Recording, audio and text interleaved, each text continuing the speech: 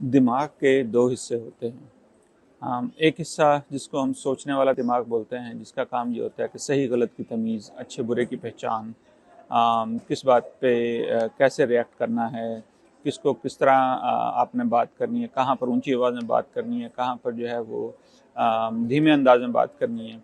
तो ये दिमाग का सोचने वाला हिस्सा होता है।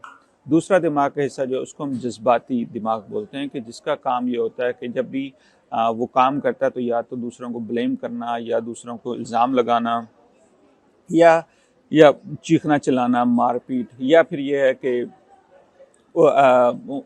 आइसोलेट हो जाना, मतलब बहुत अलग थलग हो जाना, बातचीत ना करना। ठीक है, तो दो हिस्से होते हैं, सोचने वाला हिस्सा और जज्बाती हिस्सा।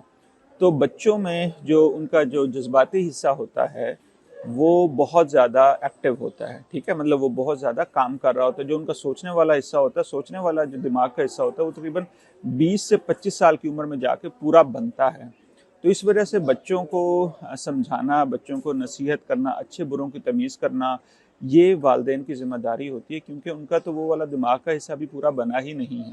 तो इसलिए वालिदैन वो किरदार अदा कर रहे होते हैं कि वो बच्चे के उस दिमाग का हिस्से का किरदार अदा कर रहे होते हैं। तो आपको ये समझना चाहिए कि बच्चा जो हमारा चीखता है, चिल्लाता है, या बात नहीं सुनता, या अच्छे बुरे की तमीज़ नहीं होती, या छोटी छोटी बातों पे गुस्सा करता है, उसकी वजह ये होती है कि उसका जो जिस तरह बड़ों में जो दिमाग होता है कि जो आपको बताता है कि नहीं भी ये गुस्सा करने वाली बात है भी सही, लेकिन उसके ऊपर चीखना चिल्लाना नहीं, मारपीट नहीं, वो तो हिस्सा भी बना नहीं है।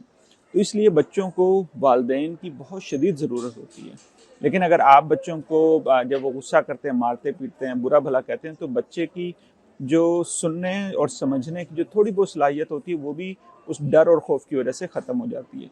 तो इसलिए अपने बच्चों को सुनें, उनको समझें, और उनसे प्यार से, मोहब्बत से बात करें। ख़ास तौर पर जब उनसे कोई गलती हो जाती है, कोई कोई नंबर कम आ जाते हैं, या कोई लड़ाई झगड़ा हो जाता है, क्योंकि उस वक्त अगर आप प्यार से बात करके उनको समझाएंगे तो फिर उनका समझना और आपकी नसीहत को सुनना आसान हो जाएगा।